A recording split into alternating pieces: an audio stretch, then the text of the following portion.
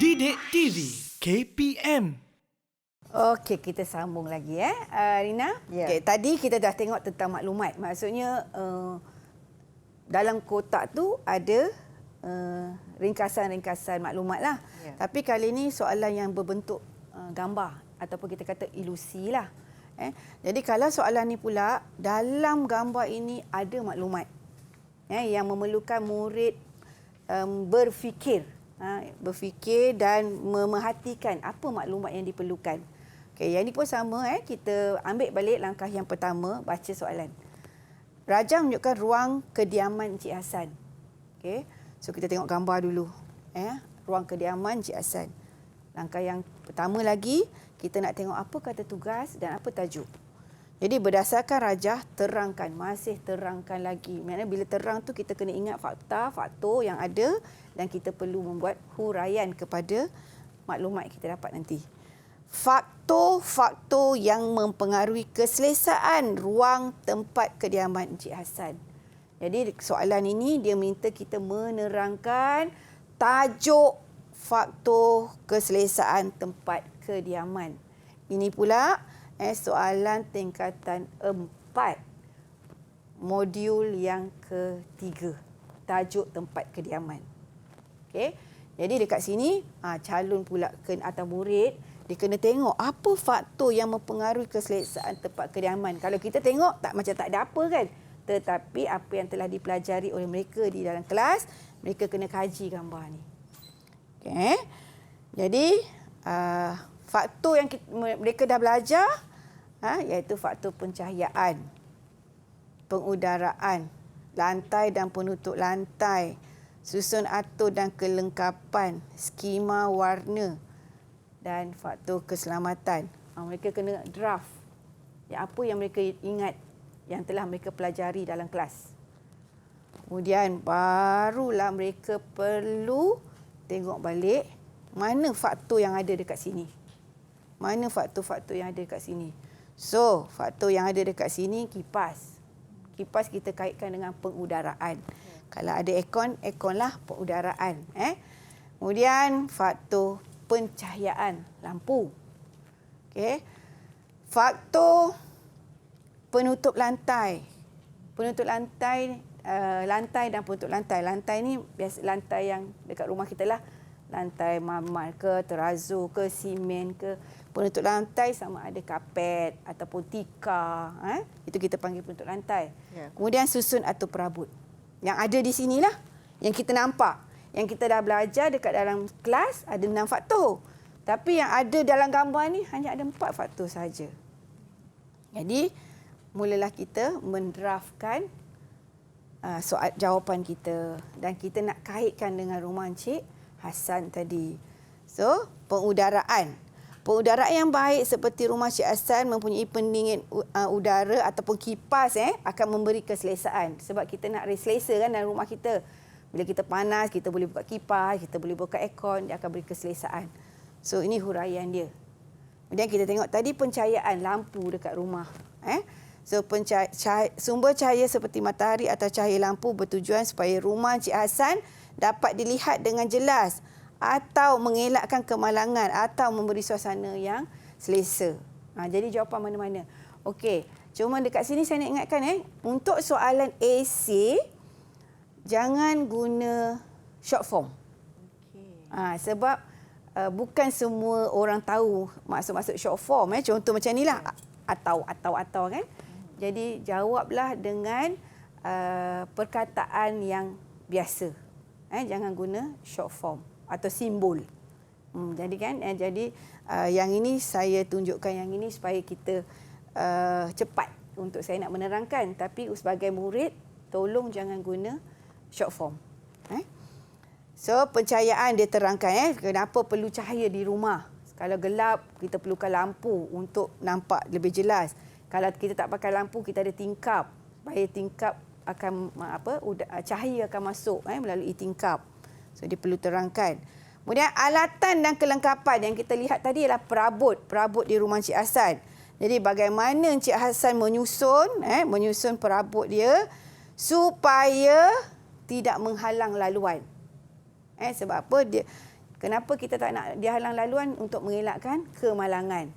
Terlanggar sana, terlanggar sini. Terutama kalau kata ada anak kecil ataupun ada orang kurang upaya. Jadi susunan di ruang kediaman Cik Hassan tu perlulah disusun dengan sistematik.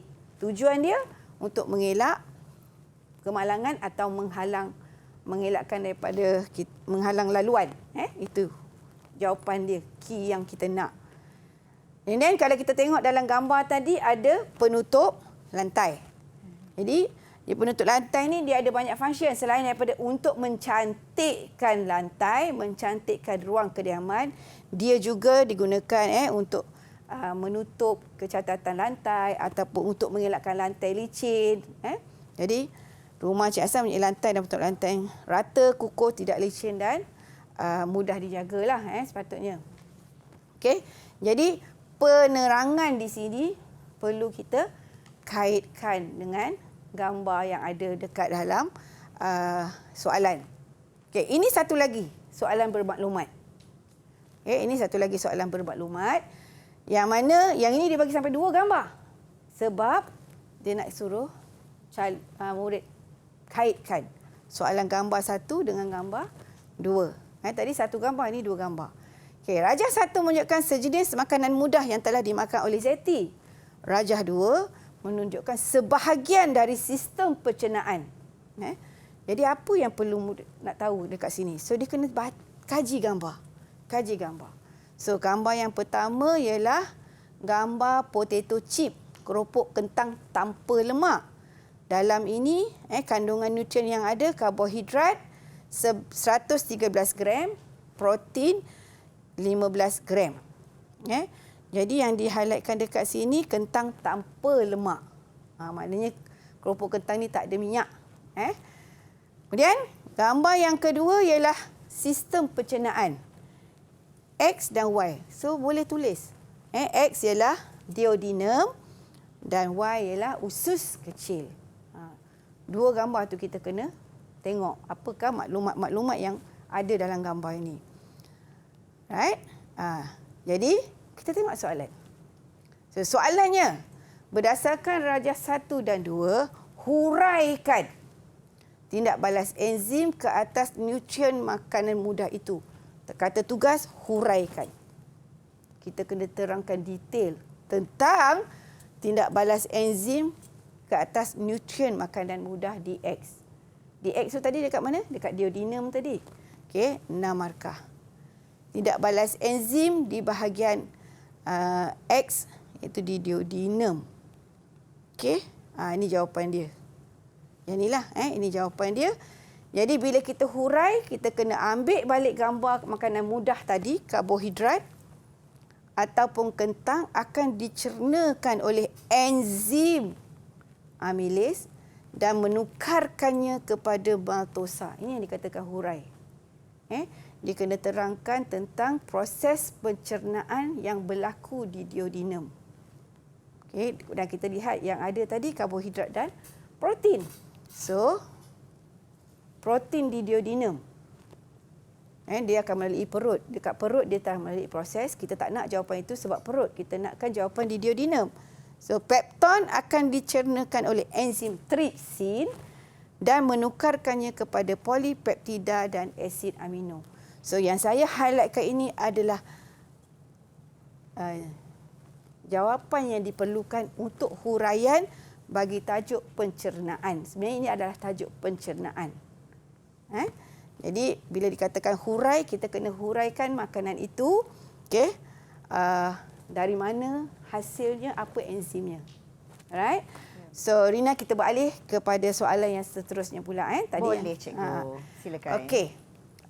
So, yang ini, tadi kita tak habis lagi. Penyerapan. Penyerapan di Y. So, samalah. Dia kena terangkan penyerapan glukosa asid amino akan diserap melalui sel epitelium ke kapilari darah dan melalui vena ke hati untuk dikumuhkan. Bila hurai, maknanya dia kena cerita perjalanan itu sampai akhir. Okey. Okey, tadi tentang pencernaan. So, sekarang ni kita beralih kepada soalan penilaian. Dalam soalan penilaian, biasanya dia akan beri 2 gambar. Kenapa dia kata penilaian? Iaitu kita menilai. Menilai untuk kedua-dua gambar ini. Apa yang ada perbezaan dan persamaan terhadap soalan ini. Okey, kita lihat. Rajana menunjukkan dua lakaran style dihasilkan oleh Farah ke majlis perkahwinan kakaknya. So, Farah dihasilkan style. Okay. So, Farah seorang remaja bertubuh tinggi dan langsing. Dia ada kaitan. Jadi, Farah ni, tubuh dia tinggi langsing.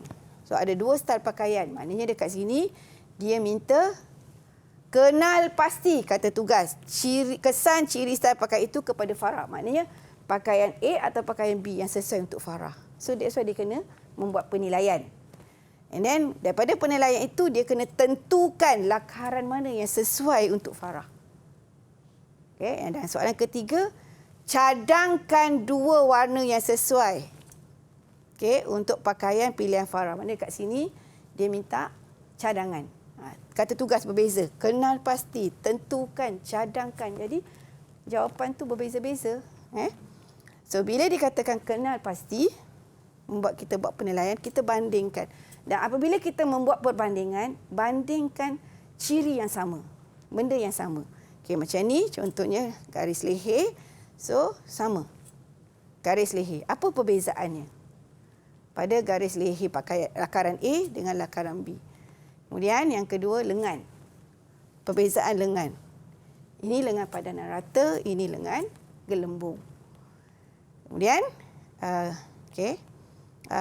ini, style ini. Ini kita panggil princess line ataupun garis puteri. Yang ini pula ialah isu atau kedut lepas. So, ciri perbezaan ini kita boleh bandingkan dalam beberapa aspek lah. Tapi kenapa tidak warna? Kenapa tidak hiasan? Sebab warna dia tidak nyatakan dekat sini. Kita tak nampak pun warna. Yeah. Okay? Jadi, apabila kita memberi jawapan, kita kena beri justifikasi juga. Sebab, bila soalan kenal pasti, kita kena bagi reason. Contoh yang inilah tadi. Garisan puteri pakai A tidak sesuai kerana memberi kesan lebih langsing.